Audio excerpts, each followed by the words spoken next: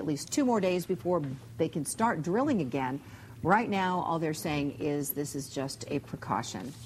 Well, that is the prime reason why we're looking for alternative energies, right? Yes. One of the main reasons that we're looking for this. And how exciting is this? There could be a really exciting new alternative energy, green gooey slime, and it's all over the place. It's algae. It's algae, and it can be turned into gas. And Lene is talking about that right now, and this is so exciting because we've been talking about this for years, but I guess a bunch of money is coming our way to do more research. Good morning. Good morning, Dan. Good morning, Sandra. You know, I'm getting a science lesson this morning, and I'm actually enjoying it. Surprise, surprise. It is very interesting what's happening, and San Diego is at the center of it all. With me this morning is Professor Stephen Mayfield, and wow, we have a lot to be proud of here in San Diego because you guys are at the center of helping develop this new source of fuel.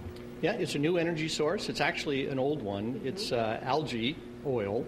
And that's actually what petroleum comes from. A few 100 million years ago, got taken underground, and we're simply doing it now in real time. What a lot of people may not realize is that algae is actually newer oil, I guess, as you just said. You know, the oil that we get out of the ground is really, really old. That's right. What's the significance of using it in a much newer state?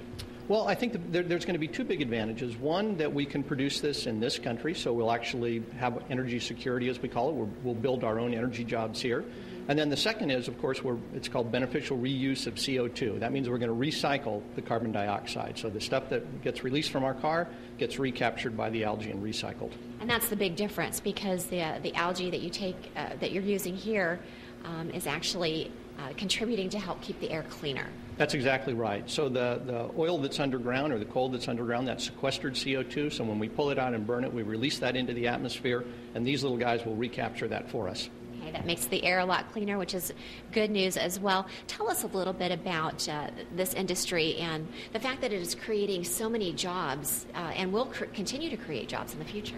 Well, yeah, the energy industry is actually the biggest industry in the world. We spend about $1.5 trillion here in this country. So that's a lot of jobs. Right now, most of that money actually gets shipped overseas. We buy our oil from the Middle East, Venezuela, wherever. And so we'd like to have that back here in this country. So as we build this energy industry, we will create a huge number of jobs. San Diego is the epicenter for the research on this. I've been here 25 years.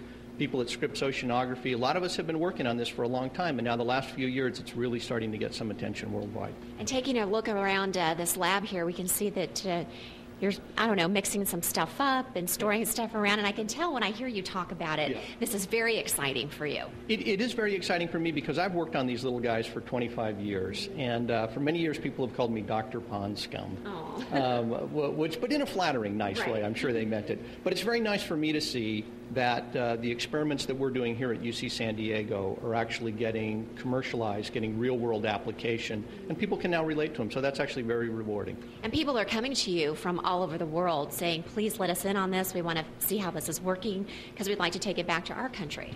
Exactly. So energy runs the world, and petroleum is limited.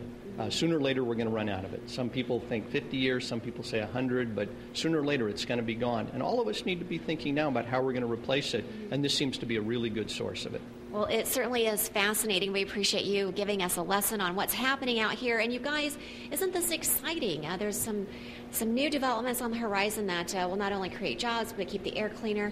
And, coming up in the next hour, we're going to talk a little bit about, it's kind of expensive now, but they're working to make it a little bit cheaper, and so we'll kind of get a look at what's on the horizon in regards to all of this. Back to you in the studio. Dr. Pond Scum. Yeah. Dr. Pond Scum. But not in a bad way, in a good way. He's proud of it, you can tell. In a very promising way. I'm fired up for this. I mean, this would be great. And, you know, Congressman Brian Bilbray has been pushing for this in Congress for years now, and nobody's getting the message yet. But hopefully this will spark, you know, a new interest in this new fuel. I hope so. Well, and, you know, also it's bringing a lot of money to San Diego, a lot of jobs. And as we heard the professor say, people from all over the world are coming to San Diego to learn about this as well. I know. So we are the leader officially. Interesting stuff. Lene, thanks very much. You're welcome.